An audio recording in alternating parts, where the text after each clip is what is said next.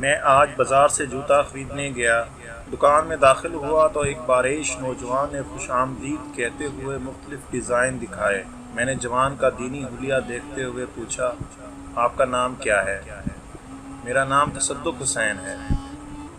آپ کی تعلیم؟ وہ کہنے لگا، میری دینی تعلیم درس نظامی ہے اور دنیاوی تعلیم BA تک ہے۔ میں نے پوچھا، کتنا عرصہ ہوا یہاں پہ کام کرتے ہوئے؟ 3 ماہ ہونے کو ہیں۔ آپ کو کوئی اور کام نہیں ملا؟ اس کے جواب میں تصدق حسین نے صرف وہ بات کی جس کی وجہ سے میں آج یہ ویڈیو بنانے پر مجبور ہوا۔ وہ کہنے لگا، میں مسجد میں امامت کرواتا تھا، لوگوں کے غلط رویے کی وجہ سے اس طرف رخ کیا ہے۔ میں نے پوچھا، آپ کی تنخواہ کتنی ہے؟ بولا، ماہانہ 17,000 روپے ملتے ہیں، روزانہ کا 100 روپیہ اور کمیشن الگ ملتا ہے۔ مسجد میں تنخواہ کتنی تھی؟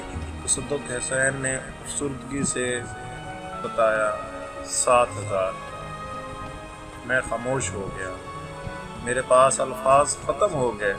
مجھ سے صرف اتنا ہو سکا کہ جوتوں کا ڈبہ ان کے ہاتھ سے لے لیا۔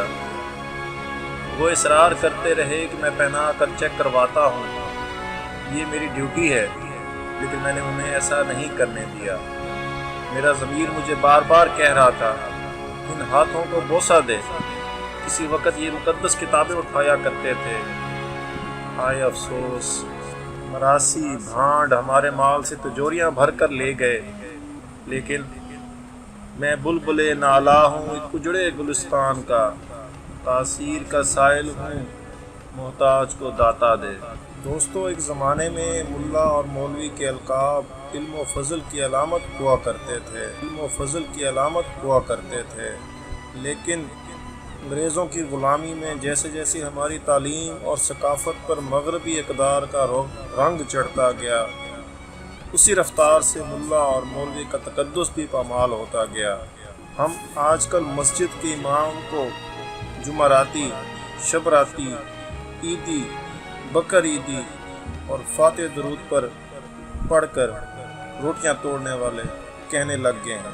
ہم یہ بھول گئے ہیں کہ محلے کی مسجد میں ظہر کی اذان ہر روز عین وقت پر کس طرح ہوتی رہتی ہے۔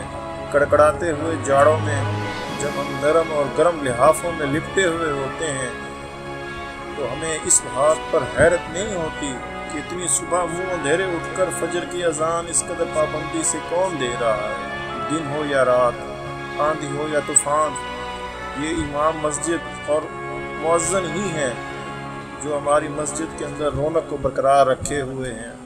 دوستوں، ان کا بھی ہم پہ حق ہے، پر ہمیں یہ حق ادا کرنا ہوگا، ورنہ یہ معاشرے کے اندر اپنا جائز مقام